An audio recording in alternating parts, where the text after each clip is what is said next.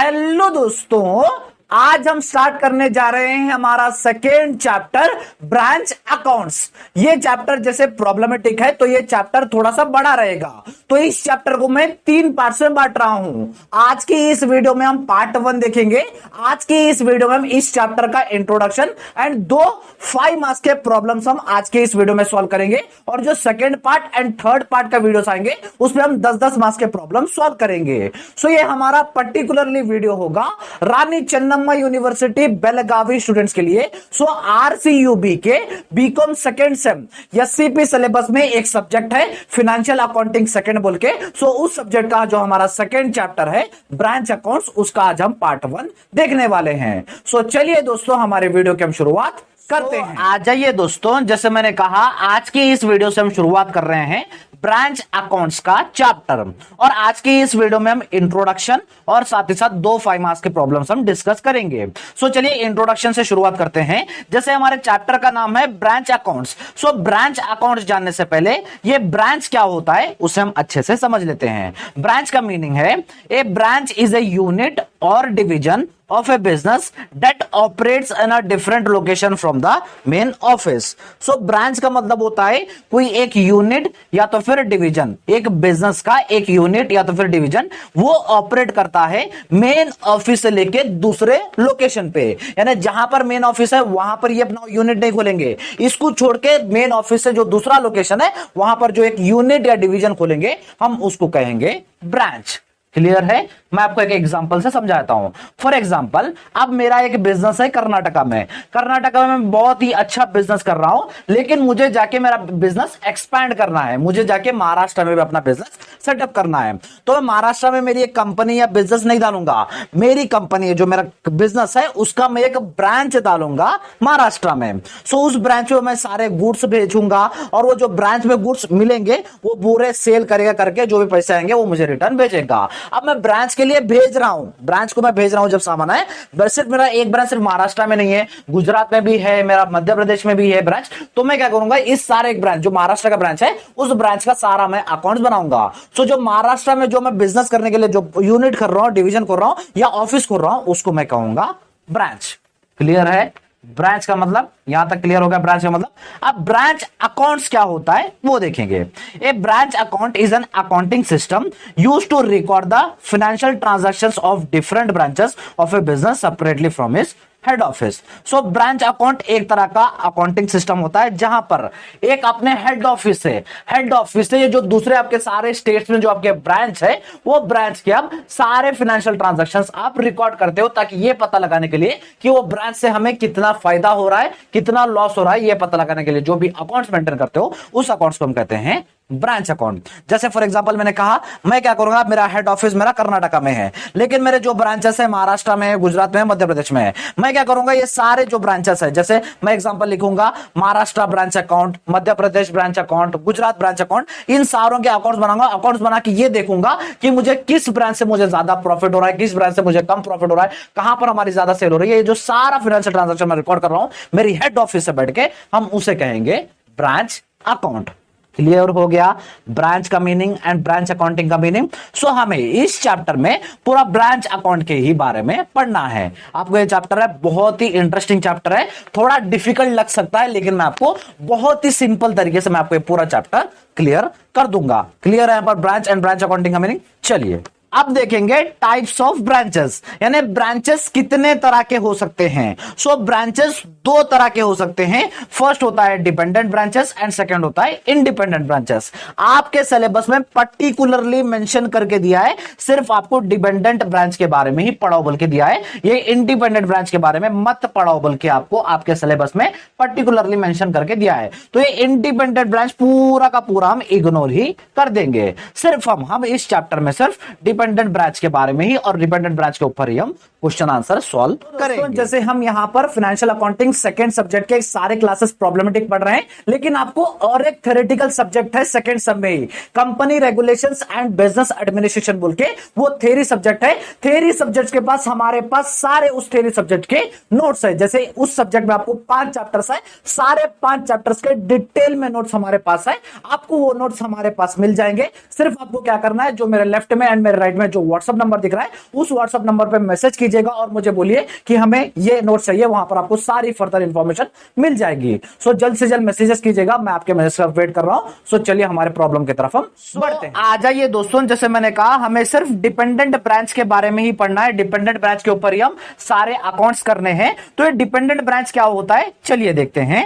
A dependent branch does not maintain its own set of books, it is entirely depending upon head office for all its requirements, it receive goods from head office, all expenses paid by head office, books of accounts are maintained by head office। ये जो dependent branch ऐसा branch होता है जहां पर ये अपने कोई भी बुक्स ऑफ अकाउंट्स मेंटेन नहीं करता है, यानी ये कोई भी अकाउंट्स नहीं बनाता है। जो सारे अकाउंट्स वगैरह बनाता है वो हेड ऑफिस ही बनाता है और ये पूरा डिपेंड करते हैं हेड ऑफिस के ऊपर। ये ब्रांचेस को जो गुड्स आते हैं वो हेड ऑफिस की तरफ से आते हैं। ये जो सारे एक्सपेंस होते हैं, चाहे छोटे से छोटा एक्सपेंस होते हैं, बड़ा सा बड़ा एक्सपेंस होते हैं, वो सारे एक्सपेंसेस हेड ऑफिस ही पे करता है। और ये ब्रांचेस का बुक्स ऑफ अकाउंट्स यानी ये सारे अकाउंट्स बनाता है हेड ऑफिस ही। सो ऐसे ब्रांचेस को हम कहेंगे डिपेंडेंट ब्रांचेस। यानी डिपेंडेंट ब्रांचेस ऐसे ब्रांचेस होते हैं जो अपने कोई भी बुक्स ऑफ अकाउंट्स मेंटेन नहीं करते हैं, इनके books of accounts head office he maintain करता है। गुड्स सेंड करना हो गया ये तो फिर सारे एक्सपेंस पे करना हो गया, वो सारे एक्सपेंस वो सारे गुड्स सेंड करना वो पूरा हेड ऑफिस ही करता है। सो ऐसे ब्रांचेस को हम कहेंगे डिपेंडेंट ब्रांचेस। यानी हमें पूरे इस चैप्टर में डिपेंडेंट ब्रांचेस के ऊपर ही हमें अकाउंट्स या प्रॉब्लम्स पढ़ना है। आपके सिलेबस में पर्टिकुलरली मेंशन करके दिया है कि डिपेंडेंट ब्रांच में आपको दो तरह के यानी दो मेथड्स के प्रॉब्लम्स कराओ बोल के बोला है। फर्स्ट डेब्टर सिस्टम अकाउंट के ऊपर आपको प्रॉब्लम्स कराओ बोला है और second stock and debtor system के ऊपर आपको डिपेंडेंट ब्रांच के ऊपर हमें प्रॉब्लम्स कराओ बोल के बोला है। यानी सिर्फ ये दो ही टाइप के प्रॉब्लम्स आपको करना है इस चैप्टर के अंदर। यानी डिपेंडेंट ब्रांच के ऊपर दो तरह के मेथड्स होते हैं, एक होता है डेब्टर सिस्टम अकाउंट और दूसरा होता है stock and debtor system account. ये हम कल की वीडियो में इसके ऊपर प्रॉब्लम करेंगे और परसों की वीडियो में इसके ऊपर प्रॉब्लम करेंगे। लेकिन आपको 5 मार्क्स के भी क्वेश्चंस पूछता है आपके एग्जाम्स में। सो ये 5 मार्क्स का क्वेश्चन चाहे तो ये डेब्टर सिस्टम के ऊपर पूछेगा या तो फिर स्टॉक एंड डेब्टर सिस्टम के ऊपर पूछेगा। तो दोनों के प्रॉब्लम यानी इसके ऊपर एक प्रॉब्लम एंड इसके ऊपर एक प्रॉब्लम मैं आपको आज के इस वीडियो में पढ़ाऊंगा। यहां पर मैं आपको फॉर्मेट देके पढ़ाऊंगा आज के 5 मार्क्स के क्वेश्चंस। लेकिन कल जब हम 15 मार्क्स के क्वेश्चंस पढ़ेंगे तो ये 5 मार्क्स के आपको और ज्यादा क्लियर हो जाएंगे।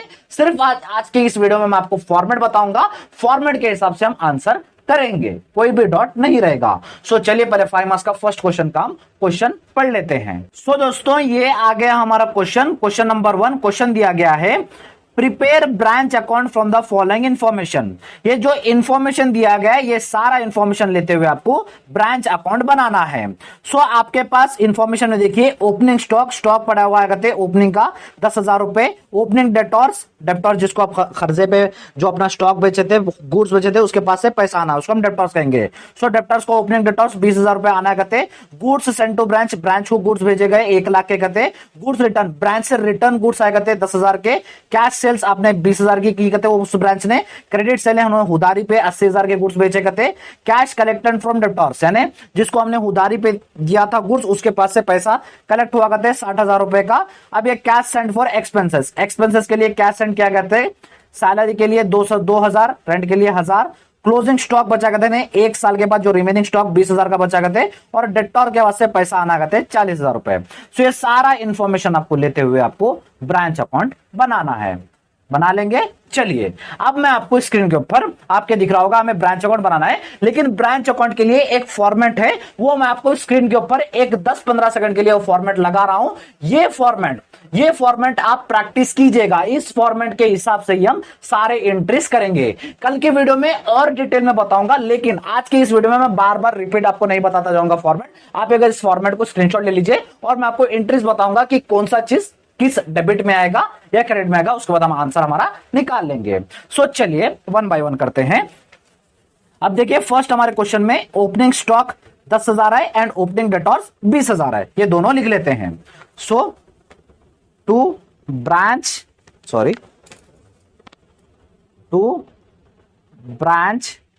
स्टॉक कितना है 10,000।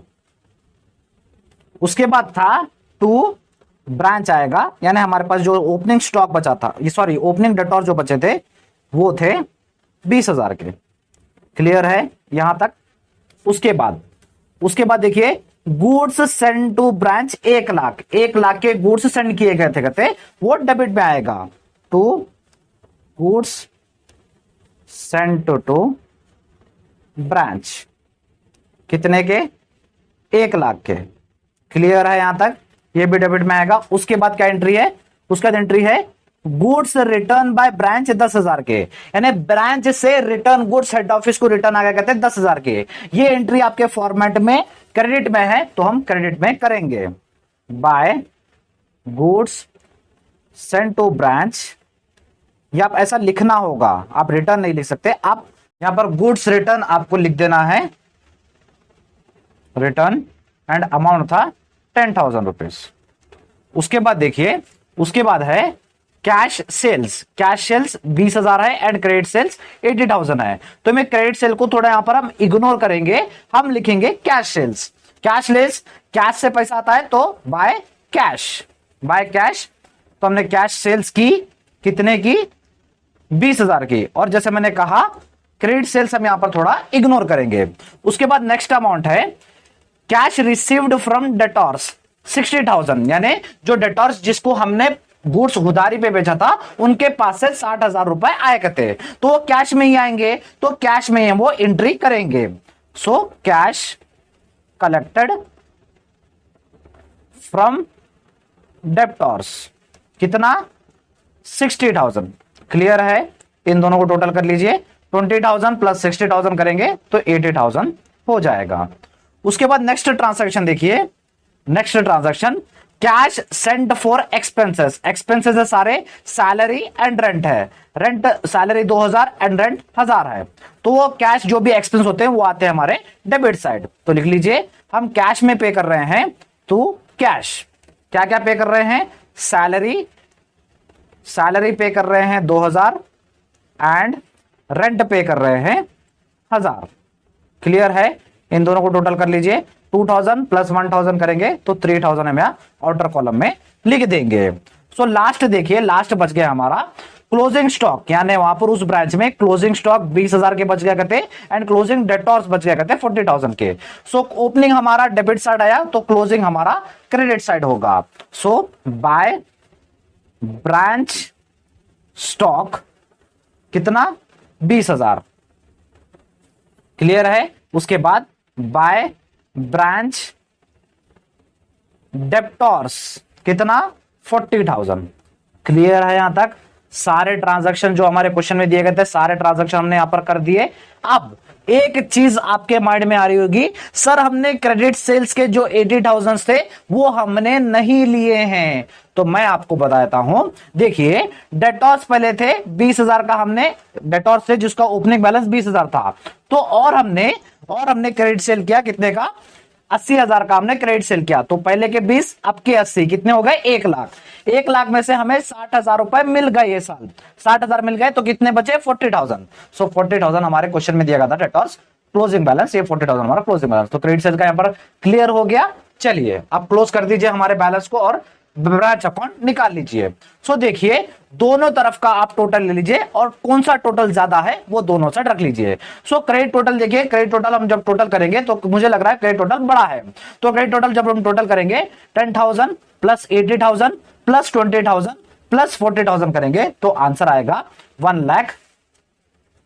1,50,000 आ गया। ये 1,50,000 में बोथ साइड रखूंगा, क्योंकि जो बड़ा टोटल रहता है, जो बड़ा अमाउंट रहता है, चाहे वो डेबिट साइड कर दे या तो फिर क्रेडिट साइड कर दे, वो बड़ा अमाउंट आपको दोनों side debit side and credit side रखना होता है। अब यहां पर 1,50,000 रखा तो ये हमारा अमाउंट कम है, तो इसमें से माइनस करती जाइए। 1,50,000 में से 10,000 माइनस 20,000 माइनस 1,00,000 माइनस 3,000 करेंगे तो बच जाएगा 17,000 हमारा बच जाएगा। ये हमारा 17,000 है प्रॉफिट, तो ये हमारा ट्रांसफर होगा टू जनरल P&L अकाउंट में, ये ट्रांसफर होगा। क्लियर है आपको ब्रांच अकाउंट? सिर्फ मैंने क्या किया है, एक फॉर्मेट रहता है, जो फॉर्मेट मैंने ऑलरेडी आपको स्क्रीन के ऊपर लगाया था, वो फॉर्मेट आप अच्छे से याद कर लीजिए। उस फॉर्मेट के हिसाब से मैं सारे ट्रांजैक्शंस पुट किया हूं। पहले मैंने क्या किया, ये जो ओपनिंग स्टॉक थे वो ओपनिंग स्टॉक मैंने यहां पर ले लिया। उसके बाद जो गुड्स सेंड किए थे वो डेबिट साइड में आएगा, जो गुड्स रिटर्न किए गए थे वो क्रेडिट साइड में आएगा, जो सेल्स किए हैं या तो फिर डेब्टर्स के पास से जो पैसा मिला था वो क्रेडिट साइड आएगा। उसके बाद जो भी एक्सपेंसेस थे वो एक्सपेंसेस मैंने डेबिट साइड रख दिए। उसके बाद जो क्लोजिंग स्टॉक पूरा लास्ट में आएगा क्रेडिट साइड, वो क्लोजिंग स्टॉक मैंने रख लिया। उसके बाद दोनों अकाउंट का यानी जो दोनों साइड था उसका टोटल निकाल लिया, जो टोटल ज्यादा था वो मैंने दोनों साइड रख लिया, जो हमारा क्रेडिट साइड का टोटल था ज्यादा तो मैंने दोनों साइड रख लिया। उसके बाद मैंने डेबिट साइड में माइनस कर लिया तो हमारा प्रॉफिट आ गया था 17,000। 17,000 हमारा प्रॉफिट है जो हम पीएनएल अकाउंट में ट्रांसफर करेंगे। क्लियर है आपको पूरा सारा ब्रांच अकाउंट? एक एक चीज आपको क्लियर हो गई, सारा क्वेश्चंस के हिसाब से मैंने आंसर कराया, ब्रांच अकाउंट क्लियर हो गया। अब चलिए हमारे सेकंड क्वेश्चन की तरफ हम बढ़ते हैं। सो अब आ जाइए हमारे सेकंड क्वेश्चन की तरफ। फर्स्ट क्वेश्चन हमने किया हमारा फर्स्ट मेथड से और ये सेकंड क्वेश्चन सेकंड मेथड से रहेगा। ये रहेगा prepare branch debtors account from the following information. हमें क्या बनाना है? ब्रांच डेब्टर्स अकाउंट बनाना है, यानी उस ब्रांच का डेब्टर्स यानी उधारी पे कितना पैसा दिया गया है, कितने गुड्स बेचे गए हैं, कितना रिटर्न मिला है, वो हम डेब्टर्स अकाउंट बनाते हैं। सो उस ब्रांच का डेब्टर्स अकाउंट हमें बनाना है। ये सारा इंफॉर्मेशन लेते हुए इंफॉर्मेशन देखिए, डेब्टर्स का ओपनिंग बैलेंस है कहते हैं 30,000, यहां पर ओपनिंग बैलेंस 30,000। डेब्टर्स का क्लोजिंग बैलेंस है कहते हैं 50,000। क्लियर है? कैश सेल्स हमने किए कहते हैं 20,000 के।